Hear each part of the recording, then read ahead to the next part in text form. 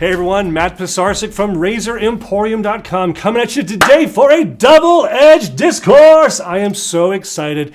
I am joined by a friend, Peter Charkalis from Ariana and Evans. He's out here for the Arizona Shavers meetup. Thank you, Peter, for being here, buddy. My pleasure. Good to be here. This is really exciting for me because I have known Peter for years. We've kind of been like two ships, I wouldn't say passing the night, but definitely around in proximity through the night. Over the years, we've been at many events together. Mm-hmm. I've been at bars and restaurants, hanging out with you after the event, smoking cigars. Yeah. And I think the first time that we met was was it the Florida Yes. Wetshavers meetup? South Florida Wetshavers. Oh, that was a blast. That was fun. That was like 2017, I think. Yeah. And we're also really excited that we've been carrying Ariana and Evans in our store at Razor Emporium for, I think, coming up on almost a year. Mm-hmm. And it's been doing really well. I've used it. I'm not just saying this for the camera. I'm genuinely saying this. I took home your barbershop one. Excuse me, I forgot the name, but... We have a few. No, the one... Barbieri Classic yes, with the Ultima? The Classic Ultima. Oh. I took that home after the shoot we did here with it, and it's in my bathroom, and it's literally probably my top 2 or 3 go-tos. I love your splash. Your splash is probably one of my favorite splashes. Okay. It's like a recovery splash, kind of thin. Alum's in it for sure. But he makes some fantastic products. You guys probably have heard this guy. He's been around. We're going to get started with a shave. With my long-winded introduction, anything you want to say before we dive in? No, I'm excited to be here. Which camera am I talking? You're looking right there in the main. So I'm excited to be here. It's been actually quite a long time since I've been to Phoenix. I don't know if you remember, but I was back when I had a real job. I was at a conference. You called me when I was on the flight. I was just boarding the plane to leave. I don't know if you remember this, but that weekend was like the hottest time in like 20 years. They actually, my flight was canceled because it was too hot. I guess the planes couldn't get lift or something. I've never felt heat. Like I think it was like June or July. Oh yeah. Oh, it was brutal. 120, so anyway, this is I vowed that I would never go to Phoenix again, and here I am. There he is. Yeah. Well, with that being said, I think it's time to lather up and load up, and we can keep the conversations rolling as we go. Just kind of going. Let's start with what I'm going to be using over here. And Peter's going to finally. I always love when I have a guest here because they get to finally experience what it is to try to make a lather in a studio with no prep and cold water because it's just water from the tap. Yeah, and so I always say if you can get a good shave here, you get a good shave anywhere. But I am lathering up with something that's newer to the A&E line. It's called Legacy. Mm-hmm. And at first, he was like, I'm going to use Legacy. You bring whatever. I'm like, no, Peter, let's do a little swap. I want you to use our stuff. I want to use your stuff. Legacy, tell me about, and what is this Danielle? What is this? Daniela Malu is a very prominent barber in Italy. Actually, he's world-renowned. He's also a creator, so he does TikTok and YouTube. Yep. But he's got 2.5 million followers on TikTok. Oh my it's gosh. Insane. Back when I first met him, he had 1.5 million. Wow. But he's got 2 barbershops in Rome. Comes from a family of barbers. He reached out to me, I don't know, a couple years ago, and he said, "I love your soaps, and like to work with you, and So I said, sure. I sent him some soaps. And so every time I would go to Italy, I would meet up with him and some other friends and would go visit his barber shop. He would shave me or whatever. And he said that he wanted to collaborate with me and have me make a soap for him. And so his exact words were, I want a legacy type of soap, something that will last forever. So it's something that we wouldn't redo each year with not a flavor of the month. Yeah. So, and he referenced MDC, Martin DeCondre. Okay. And he said, something really elegant and glass jars and something ultra premium. He goes, I love your soaps, but I want you to make the best soap that you've ever made for this line. So he challenged me. So I accepted it's a thirsty the challenge. soap. Very thirsty. It's very thirsty. I'm just shocked. It's good. Yeah, it's crazy thirsty, yeah. And so anyway, so he said that I shouldn't be telling you because you have to guess what this is. Don't tell me quite yet. There's definitely a fruit. There's like a pineapple in there. There's some kind of apple. There's some kind of sweet note. No, so I'll tell you what the notes are. I'm bad at this. I'm not the soap nose guy. So he said, I want a oud. Okay. I want a oud soap. And I thought about this. And then when I got back home, because I said, yeah, okay. And I thought about it, and I thought, oud for the first soap. You know, some people love oud. I love oud, but, But not everyone loves oud. People could not like Right. it. Yeah. I said, Daniela, you're a freaking barber. We have to do a barber shop then. And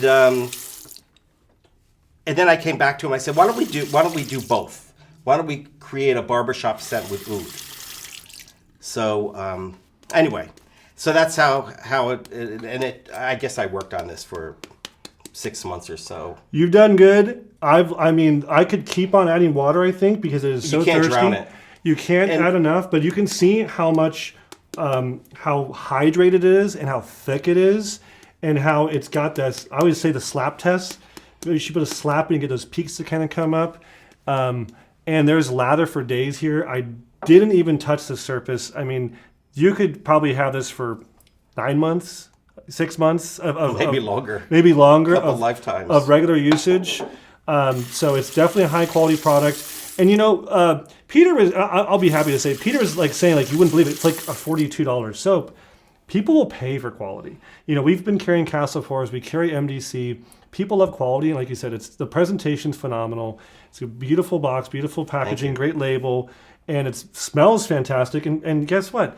It's still going to be cents every shave, like probably a dime to use at every shave. I mean, when you really add up how much volume is here. Yeah, we fill it to the top. I mean, I put on the label 200 grams, but the reality is we fill it it's 220, 230, nothing less than 220 grams. Well, I don't want to get too far ahead. Why don't we dive in and I'll blab about what you're doing while you're using this. So I don't think you've ever used a Rex or Razor Emporium soap product. I haven't. I'm embarrassed to say. That's fine. That's fine. So you don't have to be embarrassed. This will be the first. So I asked Peter, in preparing for the video, I said, hey, do you want to use a vegan base or do you want to use a tallow base? Because I like tallow. So if you guys know, the Razor Emporium soaps are our vegan soaps and the Rex soaps are the tallow. So I knew we were going to go for that. And I said, when we do our little 88, 55, 66, whatever, we like to kind of look at that decade and find really popular scents and popular fragrances and kind of grab like the commonalities. So if we're looking at the 60s, we see a lot of floral notes, or if we look at a lot of citrus notes or whatever, we kind of like, okay, let's grab these. It's a grouping of all the kind of the popular notes from that era. So this is the 80s era, and hopefully you have a very trained nose, probably way more trained than me. I'm sure you can pick up some of the notes. So there's tobacco for sure, agarwood or oud. Yeah, there's mood.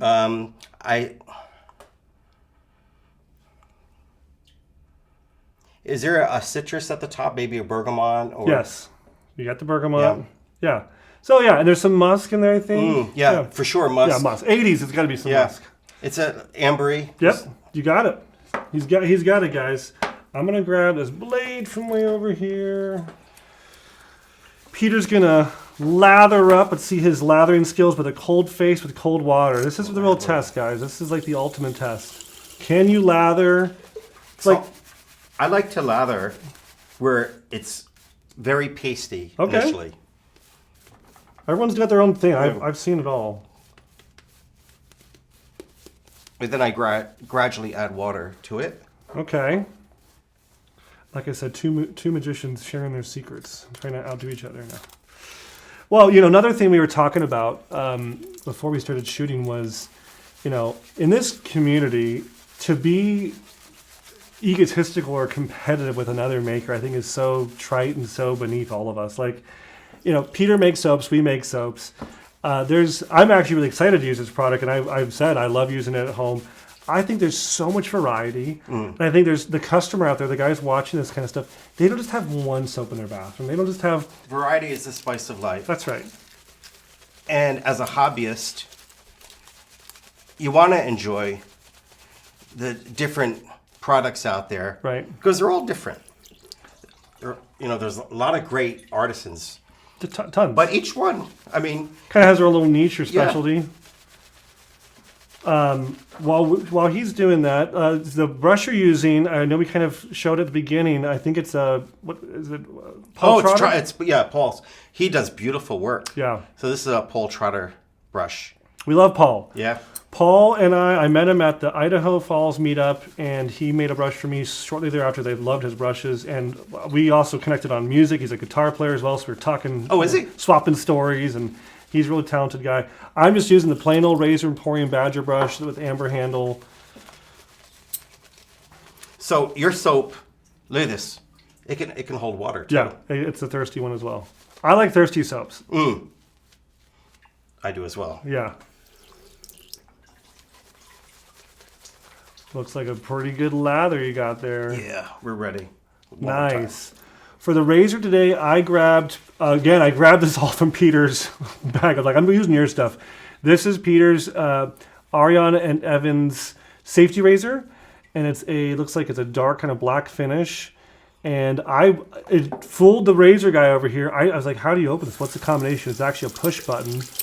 That's pretty neat. Reminds me like an old toggle kind of. And that's rated for 20,000 cycles. Wow, that sounds like a lot of shave. Well, cool. I'm locked and loaded. What are you using today? Wow. This is a refinished Gillette Red Tip. Yeah. Yeah, absolutely gorgeous. This is our prospector finish. We do a rhodium and 24 karat gold. Shockingly beautiful. Thank you. I mean, literally, I'm not just blowing smoke. You're not blowing smoke. This looks brand new. Yeah. It's really cool. You could take something from the 50s and make it, shine again and put a durable coating. And I was not a big fan of the two-tone look. A customer originally suggested it for us. Now we sell so many like this. Really? Yes. I like just a single finish, but it's very popular. So are you going out buying whatever you can find and just refinishing them and then putting them up? At this point, I don't even go out anymore. I haven't gone out for years. People send so much into us. I have pickers and people just send boxes and boxes of stuff. Really? Yeah. Nice. Well, that's being said, I think before this lather, we want to take advantage of it. I think let's get going. Let's shave it. Let the shaving begin. Just make sure we're all good in the hood. Nice. Yeah, this is like a medium aggressive, I'd call it. Yep. It's a 0.60 blade gap. Okay. But there's some blade feel to it. Yeah, but it's still really comfortable. Very comfortable. What's the price point on this? Under $50. I think great. we have it at $49. Yeah. So your soap is very nice. Thank you. I can tell. I mean, I've always been partial to tallow soaps. Yeah. Always.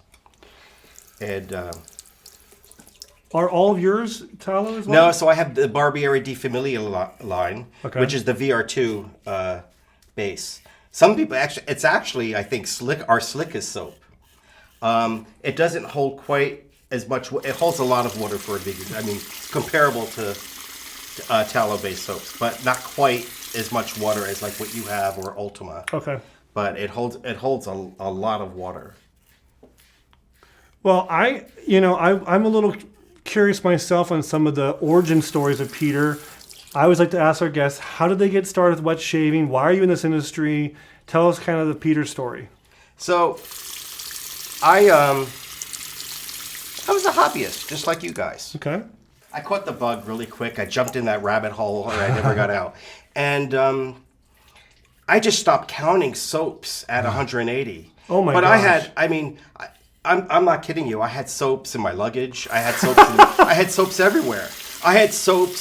Sounds like a nursery rhyme. Soaps in my shoes and my suitcases. It was always the soaps were my weakness. Okay. Hardware, I love the hardware, but it was always the soaps that I bought. And I was so bad. I'd watch TV. I'd have a soap with me just to sniff it. That's how bad I was. Back in the day, and we're not playing favorites, but who were some of the big names, the big scents, or the big brands you kind of gravitated towards? So, well, I'll first tell you who the first soap. We all remember the first. Yeah. Mine was Parasso. Yeah? Yeah. So my very first was Top Sandalwood. And then my second was the Parasso the red blue. One? Oh, the blue. The blue. Is that like a buckwheat? What is that? What is that? The fragrance of the blue? I always call it like a clean, Yeah, I don't know. It's very fresh and clean, yeah, but not very strong. No, it's very pleasant. Yeah. Yeah, I'm liking the razor. I got a Rex Platinum blade loaded. It's actually it's very similar to a red tip in my opinion in terms of the way it feels. So I'm not surprised you wanted that one. Very similar. Yep. I think with the B1 Lancer, there's a little bit more blade feel to it, slightly more blade feel. I've got 2.5 days of growth, and it's making very short work out of it. So, getting back to your question. Yeah. So you're sitting around. So Tobbs, I was Sniffing soaps on the couch. sniffing soaps, collecting, posting my shaves of the day like everyone else. Yep. And what year is this? Oh, God. This is probably, at this point, 12, 13 years ago. About 12 years ago. Those were the two first. And I didn't even know this was a thing. Right? I just went to Amazon. I purchased the soaps on Amazon. I purchased a couple others. I don't know how I stumbled across Facebook and discovered that this was like people were actually hobbyists. I know. It's always a weird thing. It's Your hobby shaving. And so I discovered artisan soaps. Okay. And back in the day, there wasn't many at all. There weren't many. No, few and far between. There's Katie's Bubbles. Katie's Bubbles. Yeah. Ginger's Garden. Mama Bear. I think How to Grow a Mustache, which was Phoenix. Yeah. I think they just started. They Sterling was pretty new at this. I mean, who else was out there? You've missed a spot. Are you a multi-pass or a single pass? Multi. How about you? I'm a single pass. So I was maybe that's why I didn't. Oh, okay, you're gonna get on round two. If I have a day where I could do a second cleanup, sometimes I do. But this razor is so efficient. I'm good. Okay, so it's 2012. You're loving soaps. There's a few artisans around. Oh, so anyway, Katie's Bubbles. I had a ton of Katie's. I had a ton of Phoenix.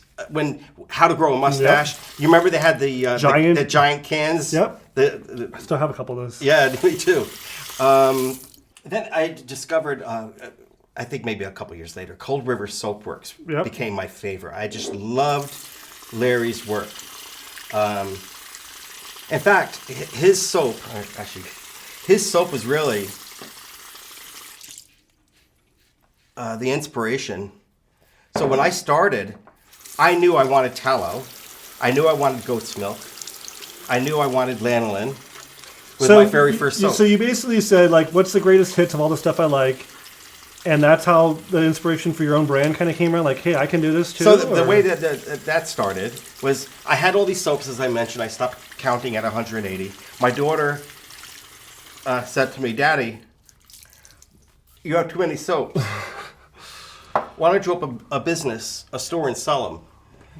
And that's how it started. That's it. I'm not selling my soaps, but I got to thinking, maybe I should do something. And that's the name, right? That's your daughter's name? So that came after. Okay. So we had the original shaving shop. The shaving shop. That's right. Yes, and yes, whole. So I thought this is I'll try to shorten this up. Otherwise, we'll be here for 4 hours. So I thought, okay, how can I start a business on a shoestring budget with $500 and differentiate myself? So, I came from a sales marketing background. Yeah. So you always have to differentiate yourself. That's right. And I thought, how can I do it? I can't compete with Amazon and with Magards. And so I thought, why? And I knew all the artisans because I was a YouTuber. Yeah. And that was just part of the So you're making community. YouTube videos, just using their products, just reviewing and talking to the camera. Yeah, I was a hobbyist that went into... Yeah. So... A wet tuber. Yeah, wet tuber. So I said, okay, why don't I white label everything? So I spoke to my artisan friends and I said, listen, I want to start a business, but I don't want to just sell the products that Magards and everyone else is selling. Why don't you make something for me under my brand? White label. But back in those days, nobody was white labeling. Right. I had this bright idea that I wanted to create an Amazon Prime for wet shavers. So shaving.club, right? Yes. I remember that. I do. So we went into that. And then at that point is when I decided, you know what? Let's try making our own soaps. And that's what led to Ariana Evans, so we were known as the shaving shop. Ariana Evans was something I dreamt up while I was flying home from Australia after meeting with, Kaizen. Yeah. So I met up with him and we were talking about some of the retailers and businesses that we admire. Right. And so I decided I want to try something. I want to make my own soaps and I want to come up with a name and sell something because artisans were making soaps for me, so I had to pay. You know how that works. Yes, yeah. And how am I going to sell it to retailers? Right. There's no margin. So the only way to do that is by creating your own soap. That's right. And that's how it started. I came up with the name Ariana Evans. Ariana is my daughter's name. Evans is my name. Okay. So I'm still Peter. My name is Evans Peter Paul. Okay. And my daughter's name is Talia Ariana. So that's how we came up with the name. Well, the product's fantastic. I have an extremely nice, clean, comfortable, close finish here.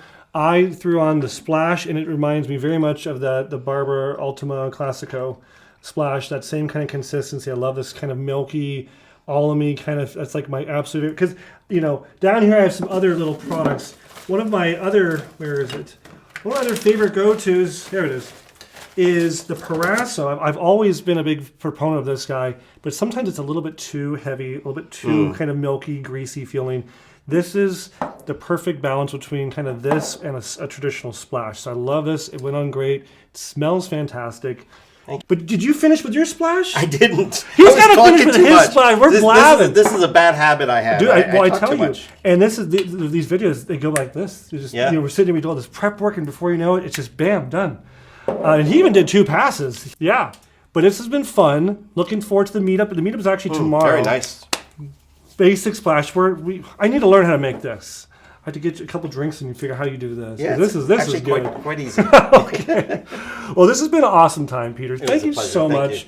Love having you out here. Love talking with another vendor, another artisan. And it's people like this who are building the community. They are doing new things. They're working with people around the world. This is phenomenal that you're making. I mean, your product. How does it feel to have a product in Italy that's on someone's TikTok? What does that feel like? Honestly, it's amazing. It's something I never dreamed of. I never expected to be able to partner with somebody, in Italy. He's huge. Yeah, he really is huge. Yeah. And yeah, it came out even better than expected. Yeah. I didn't know what to expect. I didn't know if people would be open to ultra premium type of. It is. The post-shave feel is phenomenal. This is like a baby butt smooth. I always like to do this. You get that slap test at the end. It's like a tacky, sticky, and that's one pass. So it's phenomenal. Yeah, the post-shave is really quite good on that. Guys, this has been great. If you haven't already done so, please subscribe to our channel. Share this with anyone who needs to see it. Like it, leave a comment, and we'll see you next time at Razor Emporium for all things vintage shaving. Thanks, guys. Thanks, everyone.